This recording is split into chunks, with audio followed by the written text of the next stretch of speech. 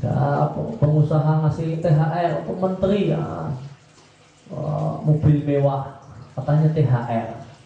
Tapi ya THR-nya itu ya selama jadi menteri ya, besok copot dari menteri ya udah nggak ada lagi kiriman THR mobil mewah. Ya, tahun kemarin rumah, sekarang mobil mewah. Maka ini hadiah yang haram. Ini adalah harta yang haram. Atau ya enggak usah jauh-jauh ya, Pak Lurah dikirimi. Kenapa? Ya karena jadi Pak Lurah. Coba nggak jadi Pak Lurah nggak bakalan dikirimi. Karena jadi Pak Lurah maka Lebaran banyak bingkisan. Maka orang datang, bukannya Pak Lurah kemudian ngasih duit bagi-bagi, malah dikasih bingkisan ini dan itu. Maka jika Pak Lurah ini menerimanya, mungkin yang kita haram yang Nabi ceritakan tadi, besok akan ditumpuk di punggungnya di padang mahsyar, kemudian diotong-otong kemana-mana. Maka hadiah-hadiah yang didapatkan oleh pejabat negara atau pejabat pemerintahan, anggota DPR ya, atau menteri atau dari lurah, camat, bupati ya, karena ini menteri yang bikin acara mantu, maka orang ngasih kado, bukan kado, cek sekian ratus juta, kadonya cek.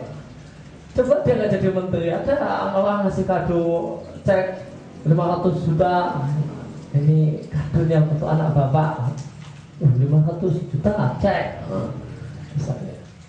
Coba dia nggak jadi apa-apa, udah pensiun dan ini ada yang ngasih terus mantu, ada yang ngasih kado 500 juta, tidak bakal.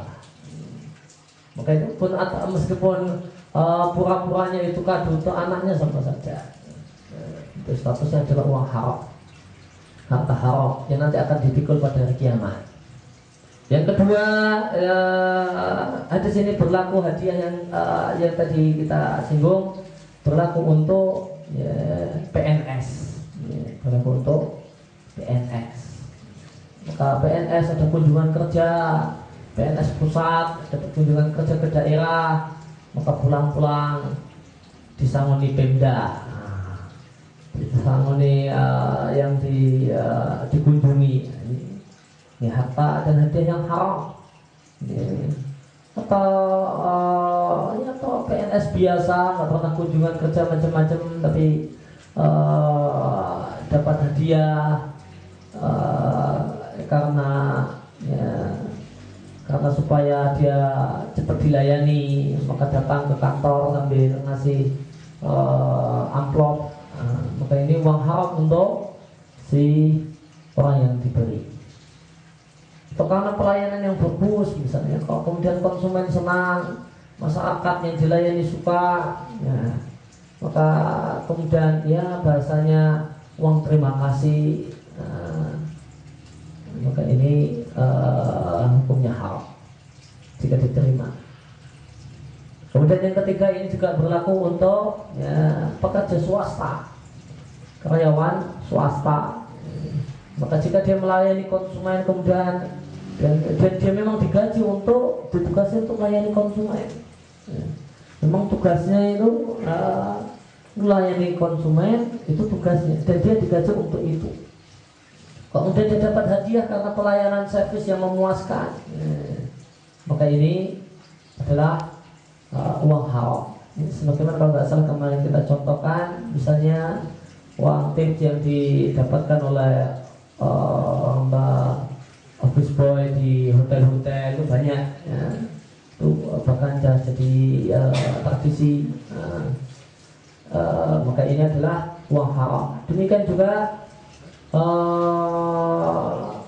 bonus yang diberikan oleh banyak toko untuk bagian sarpas, satu kantor itu ada yang jadi bagian wirawiri untuk beli ini beli itu, beli jadi alat tulis, kertas dan sebagainya.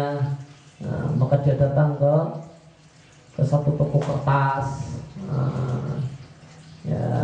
maka kemudian pulang-pulang dia dikasih ini Pak untuk hadiah untuk Bapak, ya, hadiah untuk Bapak. Tujuannya apa? Ya supaya kalau besok mau beli kertas lagi yang balik ke situ lagi.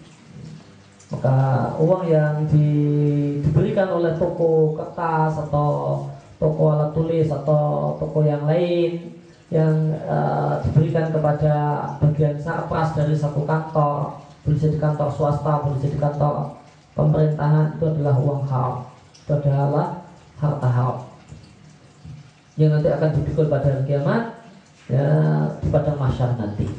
Semuanya setumpuk yang pernah dia dapatkan nanti akan semuanya diakumulasikan, kemudian ditumpukkan di punggungnya, di pundaknya yaumul qiyamah. Ya, lalu sikap yang tepat dan seharusnya diberikan bagaimana? Ya, sikap yang tepat dan yang seharusnya diberikan, ya, pertama ditolak. Ya, pertama ditolak. Dan ini bukan uang yang halal, uang yang haram, maka wajib menolaknya. Ya, kalau sudah terlanjur diterima, apa yang harus dilakukan? Ya, kalau dia adalah pegawai negara atau pejabat negara atau PNS, maka pada dasarnya adalah dimasukkan ke kas negara. Jika memungkinkan, dimasukkan ke kas negara, dipulangkan. Ini bukan haknya, namun hak negara. Ya, saya bekerja digaji oleh negara, maka ini haknya negara, bukan hak saya. Hak yang telah memberikan saya gaji. Ini jika memungkinkan, namun sistem pembukuan di negeri kita memang sistem pembukuan yang memang mendukung untuk korupsi. Nggak bisa ya. Sistem akuntansinya nggak bisa menerima ada uang. Ini ada, tolong dimasukkan ke kas negara. Nggak bisa. Sistem pembukaan ini yang sudah dikeluarkan itu nggak bisa dimasukkan. Aneh ya. Harus dihabiskan. Ada anggaran itu harus dihabiskan. Nggak bisa kok anggaran sisa. Ya, sisa itu aib besar dalam itu gak becus ngecak ke anggaran yang ada. Besok anggaran tahun berikutnya itu malah dipotong karena dianggap gak beres, tahun kemarin gak bisa menghabiskan. Ya. Maka ya sudah, solusinya adalah untuk sosial, tidak boleh dipakai untuk si pribadi penerima tadi. Maka ada dapat mobil, ada dapat rumah, tadi nggak boleh dipakai untuk kepentingan dirinya, keluarganya, namun untuk kepentingan sosial. Nah, kalau kekayaan swasta gak enak, kekayaan swasta gak enak. Tinggal ngomong sama bosnya, ini saya dapat uang tips, ya, ngomong sama yang memberikan gaji, sama pihak perusahaan. Ya, prosedurnya kan lebih tidak serumit PNS. Lalu PNS, dia cuma lurah atau camat, gimana ngurus supaya memasukkan uang itu ke kas negara, prosedurnya bulat macam-macam dan memang nggak bisa. Kalau perusahaan ya mungkin masih gampang. Tinggal berikan kepada ya, pemilik perusahaan, sampaikan saya dapat uang tips. Ya, ini tadi beli ATK, alat tulis kantor, dikasih uang nggak bisa nolak, sekian. Ini gimana kan Bapak? Oh iya dah, ini dimasukkan, dikasihkan aja sama bendahara. Makanya dipulangkan, dikasihkan ke bendahara. Kalau enggak, kalau kemudian karena ini milik beliau, kemudian beliau mengatakan ya silakan antum pakai, ini bonus dari saya untuk antum. Maka itu statusnya pemberian dari perusahaan ke pegawai tadi, ya, jadinya halal. Dan statusnya ya, pemberian dari si pemilik perusahaan. Ya. Kemudian di hadis yang pertama tadi kita sampaikan, Nabi memberikan kaidah. Ya, Nabi memberikan kaidah tentang hadiah yang halal dan hadiah yang tidak halal. Hadiah yang halal dan hadiah yang tidak halal adalah jika orang itu tetap dapat hadiah meskipun sudah tidak kerja. Dia sudah pensiun,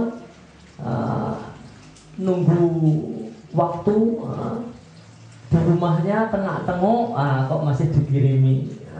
Itu berarti memang hadiah asli. Berarti tadi Nabi katakan, tidaklah dia duduk di rumah ibunya atau di rumah bapaknya. Adakah orang datang mencari dia ngasih hadiah? Jika ada, nah itu memang hadiah yang halal. Maka hadiah yang halal yang didapatkan oleh seorang pekerja adalah hadiah yang seandainya dia tidak menjabat pekerjaan tersebut, dia sudah tidak lagi bagian sapas, dia sudah tidak lagi bagian pemasaran, dia sudah tidak lagi kerja di situ. Orang masih datang mencari orang ini, kemudian cuma ingin menyampaikan sesuatu. Nah, makanya hadiah yang halal. Dia sudah pensiun, kok masih dikirimi? Itu hadiah yang halal. Saya pernah dengar, ya ada ya orang langka di dunia ini, termasuk hitungan orang langka. Pernah dapat cerita, beliau kerjanya di Jogja bagian dulu, tapi udah lama ya, 7 tahun yang lewat beberapa saya pernah beliau cerita, dia bagian katanya ngasih izin untuk perusahaan obat itu namanya BP POM. Dia ketua BP POM of apa gitu. Itu jadi kalau mau hari raya itu banyak perusahaan obat yang ke rumah dia, hubungi lewat telepon, datang ke kantor, macam-macam. Perusahaan obat ada pada banyak yang sowan, mau ngasih hadiah ini dan itu. Dia cerita sama saya, dia pak awal sebenarnya nggak begitu dong agama, dia nggak begitu, tapi ya, masya Allah dia bagus dalam masalah ini. Dia ditemui oleh berbagai perwakilan perusahaan obat yang ada di Jogja, dan mau ngasih ini dan itu. Beliau mengatakan, saya terima tapi bersyarat. Saya terima bersyarat. Setelah saya pensiun masih dikirimi. Setelah saya pensiun masih dikirimi. Gimana? Kalau oke, hitam di atas putih, ada tiap hari dia mau Idul Fitri, meskipun saya sudah pensiun, saya dikirimi, saya terima ini hadiah ini. Tapi kalau enggak ya sudah bawa pulang aja. Kalau nggak mau demikian bawa pulang. Tapi kalau masih terus rutin sampai saya mati, saya sudah pensiun, nggak apa-apa, tak terima. Tapi kalau cuma sementara nggak mau, ya sudah bawa pulang saja.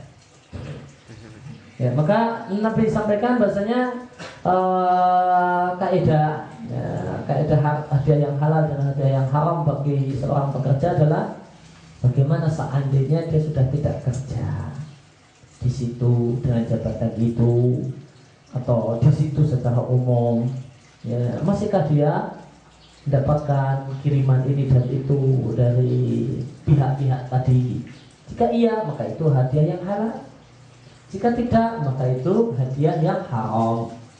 Jika tidak, maka itu hal tak haram. Nah, coba dia duduk di rumah bapaknya atau rumah ibunya, apakah ada yang ngirim hadiah?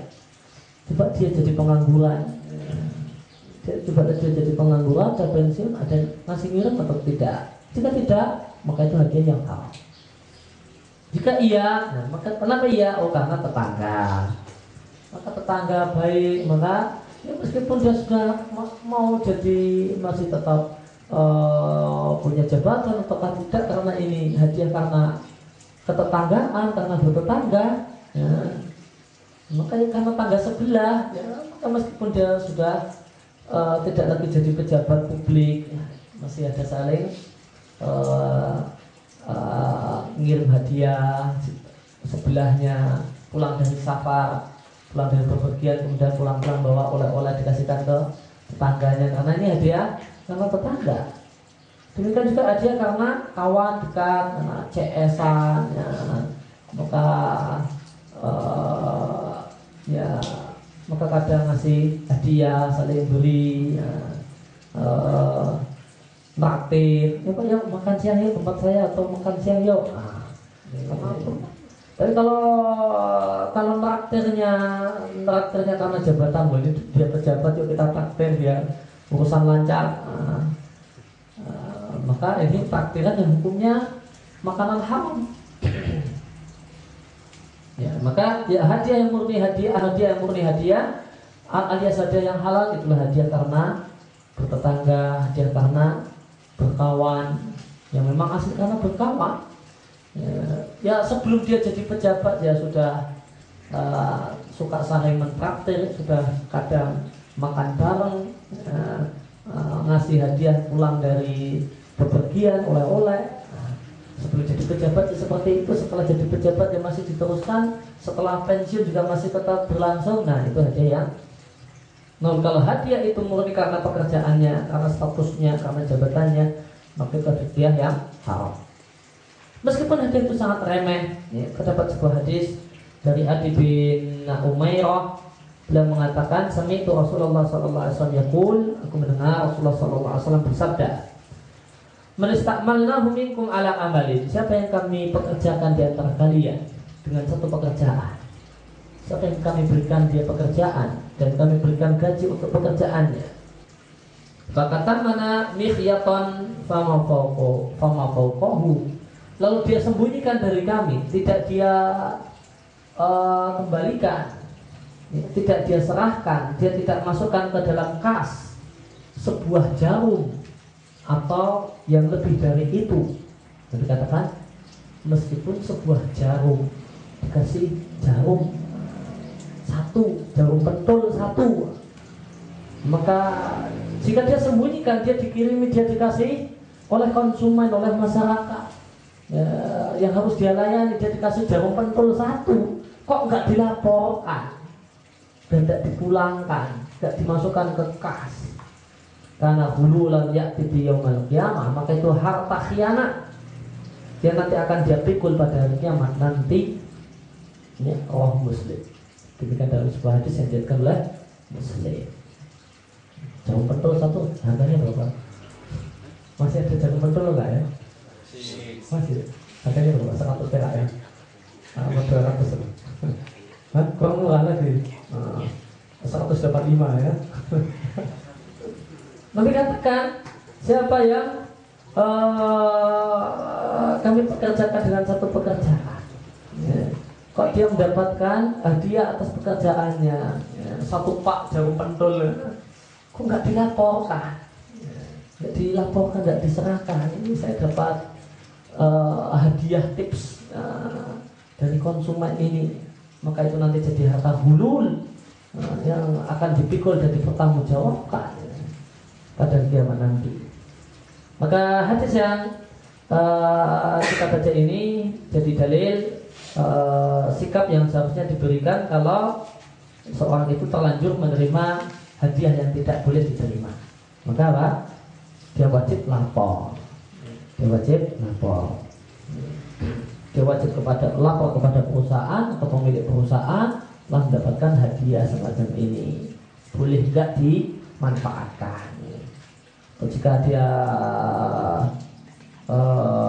jika dia pegawai pemerintah, maka kalau kerajaan atau sistem khilafah, maka lapor sama khalifah yang punya kemenangan penuh untuk bikin aturan ini dan itu. Tapi kalau sistemnya sistem demokrasi sulit lagi, karena itu bukan banyak orang yang punya keputusan, yang punya kewenangan untuk memutuskan, banyak orang, maka nggak bisa cuma lapor, harus dimasukkan.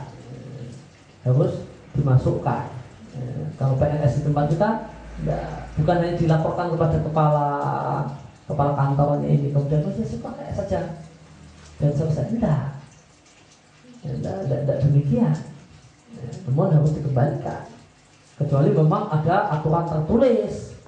Setelah diputuskan, ya kalau dapat hadiah dari konsumen, kalau nilainya sekian, ya dikasihkan. Nah itu baru bisa.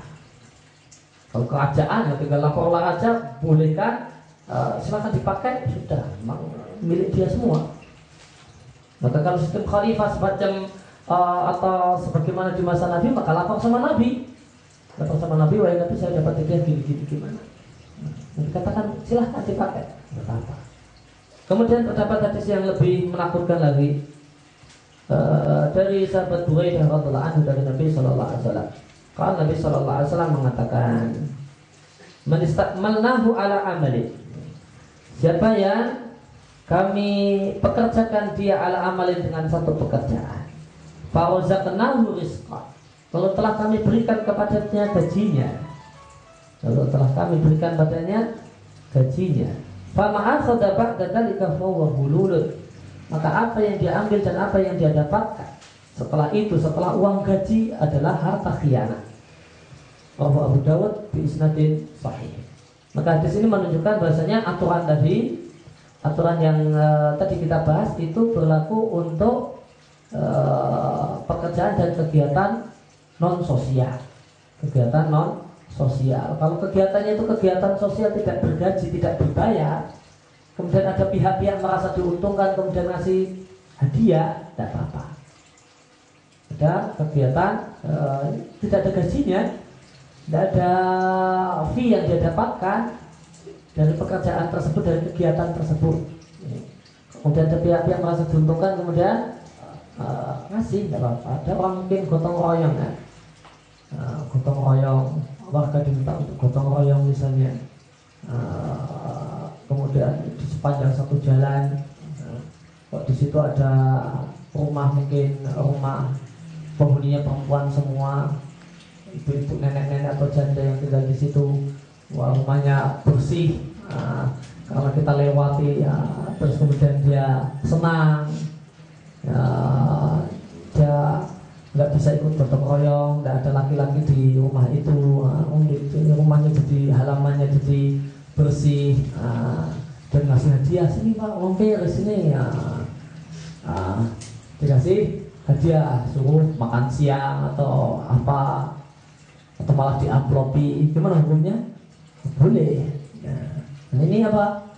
Gotong royong ini ada gajinya? Nggak ada gajinya. Gotong royong bersihkan rumput, bersihkan parit, nggak ada gajinya. Maka kalau itu pekerjaan yang pekerjaan yang nilainya sifatnya sosial, tidak berbayar, kemudian ada pihak-pihak yang merasa diuntungkan dengan kegiatan kita, kemudian kita mendapatkan hadiah, maka tidak apa-apa. Karena yang terlarang apa? Ya, siapa yang kami pekerjakan dengan satu pekerjaan dan kami telah berikan padanya gajinya, maka ini adalah berarti pekerjaan yang membuahkan gaji, membuahkan pendapatan. Pekerjaan dan aktivitas yang murni sosial, murni sukarela, tidak berbayar, kemudian ada pihak yang diuntungkan dan memberikan kepada kita hadiah karena merasa diuntungkan, maka itu tidak termasuk dalam larangan. Atau dia digaji karena satu pekerjaan A, kemudian dia melakukan kegiatan B dan dia tidak digaji untuk itu, maka tidak mengapa. Misal dia bagian apa misalnya, jadi satu kantor pemerintahan atau satu kantor, dia bagian sarpras misalnya, kemudian dia nggak ada kegiatan, kemudian ada temannya ya lain ruangan minta tolong, ini saya ada sibuk sekali sini, bisa dibantu, ya tolong apa ini ngepak-ngepakkan apa atau apa gitu.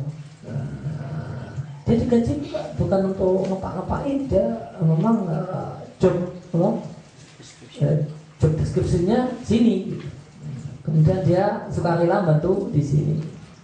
Dan ini yang merasa tertolong, harusnya numpuk kerjaannya, ngepak-ngepak atau apa, ringan karena ada bagian sarpas yang sudah sedang dalam kondisi nganggur, bantu dia, maka sebagai bentuk terima kasih kemudian makan siang, nanti tak tenang saja, nanti ada makan siang lah, nanti tak traktirin, maka insya Allah tidak mengapa,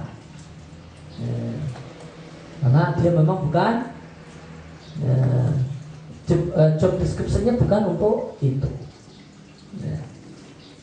Hadisnya tadi kita baca, siapa yang kami pekerjakan dengan satu pekerjaan dan dia telah kami diberi gaji, yaitu karena pekerjaan itu, maka gaji yang karena pekerjaan itu. Kok karena melakukan pekerjaan itu dia mendapatkan hadiah, maka hadiahnya atau semua harta yang dia dapatkan karena melaksanakan pekerjaan tersebut, maka itu adalah harta yang haram. Ada salah seorang ulama, seorang sahabat namanya Iyad bin Ghunam.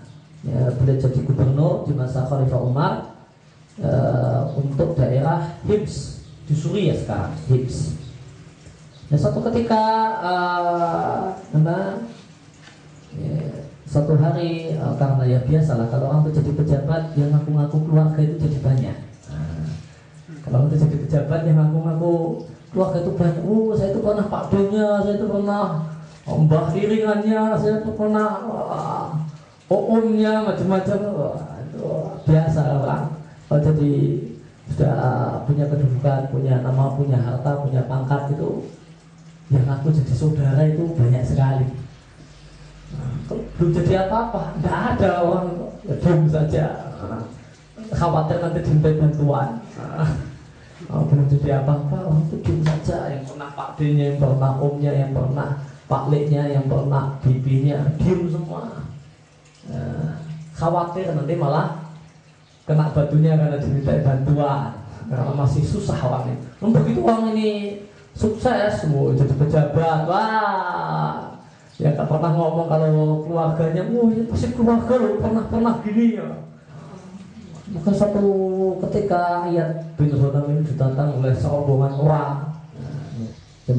keluarganya yang pernah punya hubungan keluarga dengan dia. Dan memang dia ngakui kalau itu memang punya hubungan kerabat dengan dirinya. Maka pertama kali dia rombongan ini minta dikasih kerjaan. Ini kasih kerjaan apalah. Maka beliau mengatakan tidak ada job yang kosong, nggak ada agenda untuk ngangkat pegawai, nggak bisa. Dan dia kalau memang ada job yang kosong, yang dicari juga kriteria, nggak kemudian asal karena purnaannya gubernur udah diangkat. Terus akhirnya ya kalau nggak bisa dikasih kerjaan ya pulang-pulang disangoni lah. Nanti mau pulang ya minta sangu. Maka dikasih sama gubernur, si gubernur ini sahabat Nabi, ya benar-benar dikasih duit namun sedikit. Bukan marah-marah. Ini sangu gubernur kok cuma segini ya. Apa ini ya? Kurang ini ya. Kurang lebih bahasa bebasnya seperti ini. Maka beliau mengatakan, apa kalian tuh nyuruh saya korupsi, ngambil uang kas bukan milik saya untuk ngasih hadiah untuk kalian. Maka beliau mengatakan, "Wallahi la an usyaqqa bil minsyar ahabu ilayya an akhuna falasan aw ata'adda." Demi Allah, seandainya tubuhku dibelah pakai gergaji, itu lebih ringan bagi saya daripada ngambil uang recehan di kas gubernuran. Uang fulus itu lebih kecil daripada dirham. Tidak ada uang itu uang dinar emas, ada uang perak dirham, ada uang logam. Uang logam namanya fulus. Fulus itu aslinya uang logam. Bahasa kita uang recehan, itu bukan yang lembaran, itu yang recehan paling mentok 1000. Nah itu fulus. Bukan uang yang bernilai, bukan uang yang nilainya besar. Maka demi Allah, seandainya tubuhku dibelah dengan gergaji, itu lebih aku sukai daripada aku ngambil harta dari kas negara yang bukan hak saya, meskipun cuma satu fulus. Atau ada atau aku ceroboh dalam masalah membelanjakan harta negara. Demikian juga terdapat perkataan Ibnu Qayyim rahimahullah ta'ala, beliau mengatakan, Anal wali, sesungguhnya seorang penguasa, presiden, gubernur, bupati, wal qadi, hakim, maka pejabat negara, mamnu'un min qabulil hadiah, dilarang menerima hadiah. Dan beliau katakan, Dan kalau pejabat itu menerima hadiah, maka beliau katakan bahwa aslu fasadil alam, itu adalah akar kerusakan dunia. Akar dari kerusakan dunia adalah pejabat-pejabat yang menerima hadiah, menerima pemberian dengan status hadiah. Demikian pula di antara sebab rusaknya dunia adalah ketika jabatan itu diberikan kepada orang yang tidak capable, orang yang tidak layak untuk menerimanya. Ya, ini status hadiah untuk bekerja. Maka hadiah itu ada dua macam, ada hadiah karena pekerjaan dan hadiah ada karena orangnya.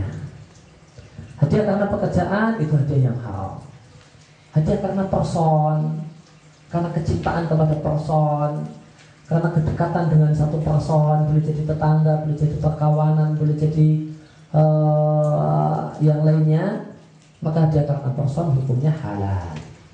Tapi hadiah karena pekerjaan, karena status, karena jabatan, ini adalah hadiah yang hukumnya haram. Demikian yang kita bahas dan kita kasih kesempatan pagi hari ini. Sallallahu alaihi wa sallam. Baru dakwah alhamdulillah. Ada pertanyaan?